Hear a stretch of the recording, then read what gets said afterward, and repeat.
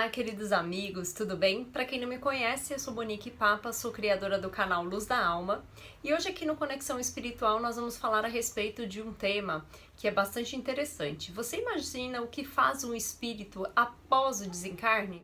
Muitos acreditam que após o desencarne dos seus espíritos familiares, esse espírito vai estar à disposição para qualquer tipo de comunicação, seja através da psicografia ou através de um encontro pelo sonho.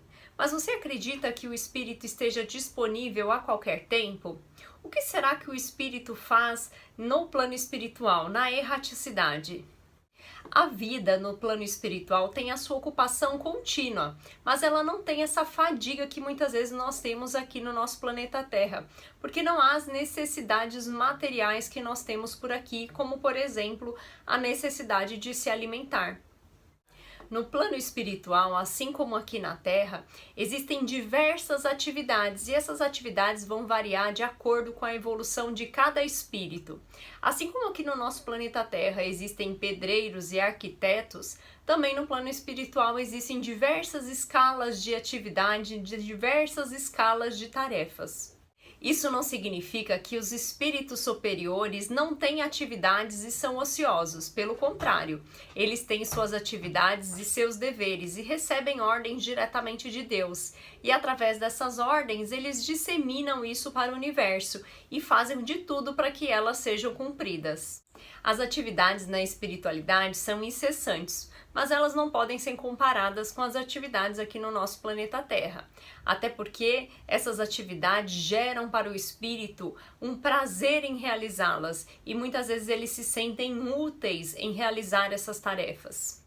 Assim como aqui no planeta Terra existem espíritos ociosos, no plano espiritual não vai ser diferente. Até porque esse espírito que acabou de desencarnar não vai mudar a sua condição moral, ou mental rapidamente, subitamente. Então muitas vezes eles permanecem sim ociosos no plano espiritual. Porém, essa ociosidade é temporária, porque chega um determinado momento que existe a necessidade de praticar alguma tarefa, de buscar determinada atividade. E aí aquilo tira ele da zona de conforto. Por isso é importante que nós possamos entender que no momento que o espírito desencarna, quando nós perdemos muitas vezes esse ente querido temporariamente, nós precisamos entender que muitas vezes ele ainda não compreendeu a sua condição na erraticidade, nesse período em que ele fica desencarnado.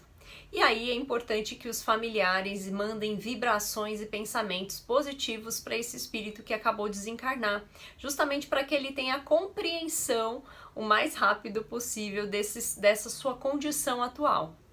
Algumas pessoas ficam ansiosas para ter notícia desses seus entes queridos, mas é importante que nós compreendamos que esses espíritos, após entender essa condição atual, vão buscar essas diversas tarefas na espiritualidade e vão ter os seus compromissos assumidos também por lá.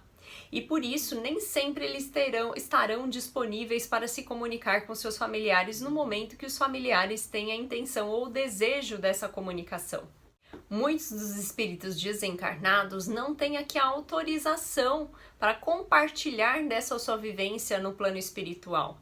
E muitas vezes terão aqui que merecer esse reconhecimento, ou até mesmo o próprio espírito que está aqui encarnado aguardando notícias também deve ter esse merecimento.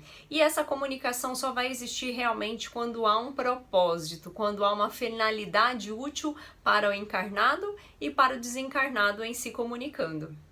Ainda assim, tendo esse merecimento dessa comunicação, nós precisamos entender que nós não podemos ficar dependentes dessa comunicação de forma recorrente, porque simplesmente a gente quer atender determinados caprichos de estar próximo dessa pessoa que desencarnou.